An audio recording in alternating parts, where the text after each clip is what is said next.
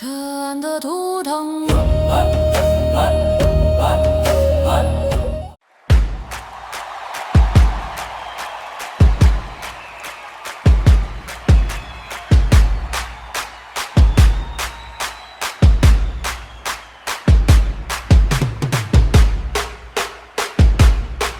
Regardez attentivement ce bébé. L'homme qui le tient dans ses bras n'est autre que Lionel Messi.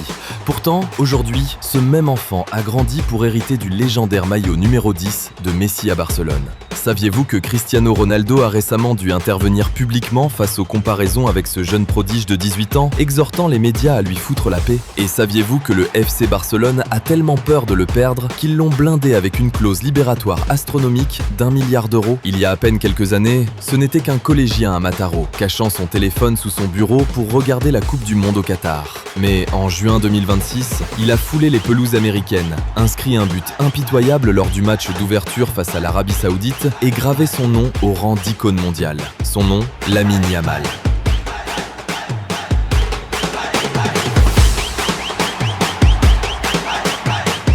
Mais une question fondamentale se pose. Comment un simple adolescent peut-il supporter le poids d'une telle succession, rivaliser avec l'héritage de Ronaldo et porter sur ses épaules tous les espoirs de la sélection espagnole? Comment a-t-il pu atteindre une valeur marchande d'1 milliard de dollars avant même d'avoir fini le lycée?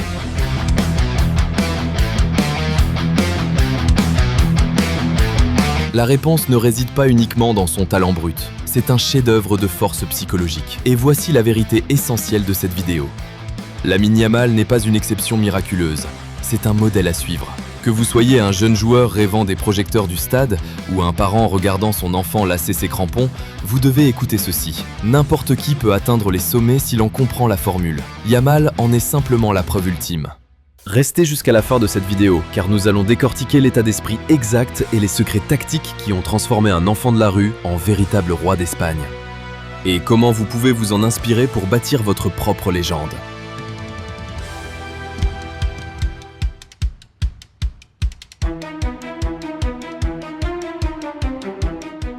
À chacun de ses buts, Lamine Yamal fixe les caméras et forme un signe avec ses mains. 3 doigts levés de la main droite, un 0 avec le pouce et l'index, et 4 doigts de la main gauche. 304.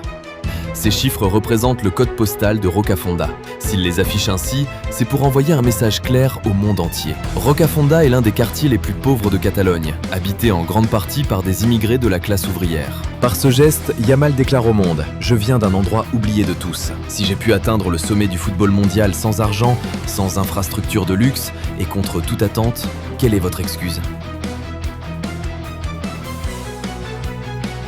Ce 304 n'est pas une simple célébration, c'est la fondation même de son avantage psychologique sur tous les autres joueurs du terrain. La plupart des adolescents propulsés sous le feu des projecteurs jouent avec une énergie nerveuse et frénétique. Ils veulent trop en faire, désespérés à l'idée de faire leurs preuves. Yamal, lui, joue avec la maturité d'un vieux briscard. Pourquoi? Grâce au béton. Quand on apprend le football à Rocafonda, on ne joue pas sur une pelouse impeccable et fraîchement arrosée. On joue sur du bitume brut, contre des jeunes plus âgés, plus grands et plus costauds. Si vous ne comptez que sur votre vitesse pure sur le béton, vous finissez par vous blesser. C'est pourquoi Yamal a développé un atout bien plus précieux, une vision de jeu et une intelligence spatiale hors du commun.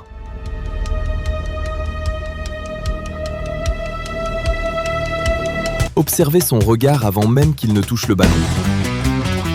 Il ne regarde jamais ses pieds. Il cartographie le terrain dans sa tête avant même de recevoir la passe. La vision l'emporte sur la vitesse. Et cela prouve une toute autre réalité. Parfois, la véritable grandeur ne naît pas dans le luxe des centres de formation de pointe. Parfois, il faut s'éloigner des pelouses parfaites. Il faut jouer sur le bitume, encaisser les coups, souffrir et apprendre à survivre. C'est cette hargne brute qui a fait de Lamine Yamal une force de la nature inarrêtable. Mais l'instinct de la rue ne fait pas tout. En avril 2026, à peine 2 mois avant la Coupe du Monde, le destin bascule. Yamal est victime d'une déchirure de l'ischio-jambier de grade 2. Panique générale dans les médias, panique dans toute l'Espagne. Tout le monde pense alors que le corps de cet adolescent a fini par céder sous la pression de son prix d'1 milliard d'euros. Mais sa réaction va prouver qu'il n'est pas un joueur comme les autres. C'est un phénomène.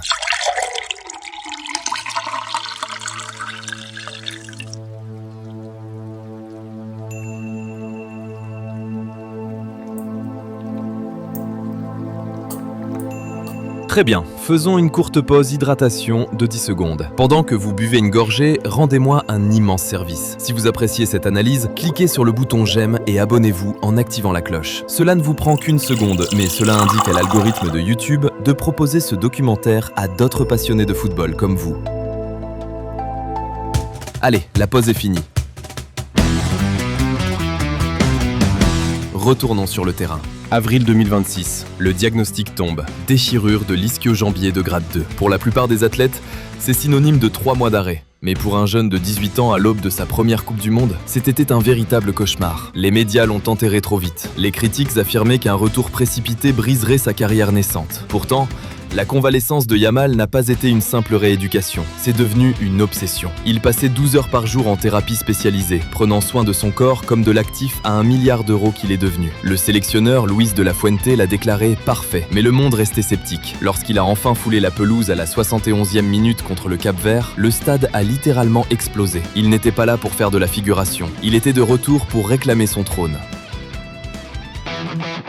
Avance rapide, jusqu'au match de poule contre l'Arabie Saoudite. 10e minute de jeu, le ballon arrive dans ses pieds. Aucune hésitation, un contrôle, une accélération fulgurante et les filets tremblent. En un instant, tous les doutes se sont évaporés. Il égale alors le record de Pelé datant de 1958, devenant l'un des plus jeunes buteurs de l'histoire de la Coupe du Monde. Il a prouvé que le prix du terrain ne se mesure pas seulement à la sueur versée, c'est la capacité à surmonter son plus grand échec, à réécrire l'histoire et à revenir plus fort que jamais. Si vous pensez que vos échecs tracent vos limites, observez Lamine Yamal.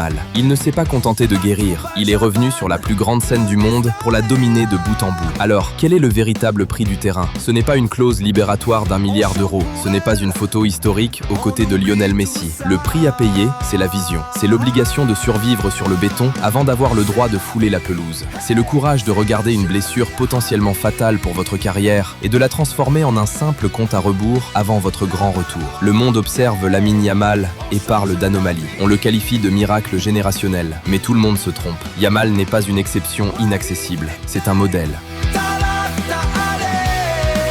Si vous êtes un jeune joueur installé dans sa chambre devant cette vidéo, ou un parent qui se demande si son enfant a ce qu'il faut pour percer, écoutez-moi attentivement. La voie n'est pas fermée.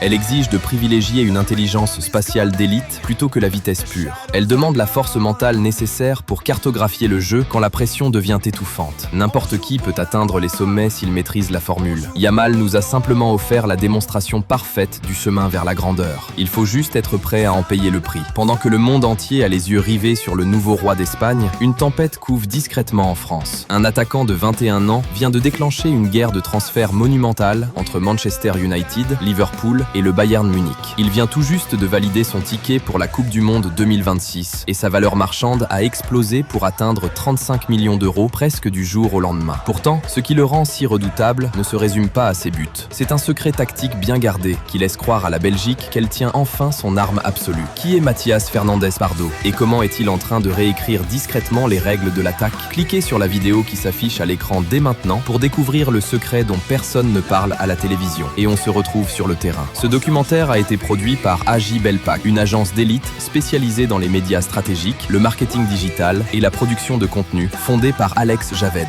Si vous êtes une entreprise prête à transformer l'histoire de votre marque et à dominer votre marché, le lien pour collaborer avec nous se trouve juste ci-dessous dans la description.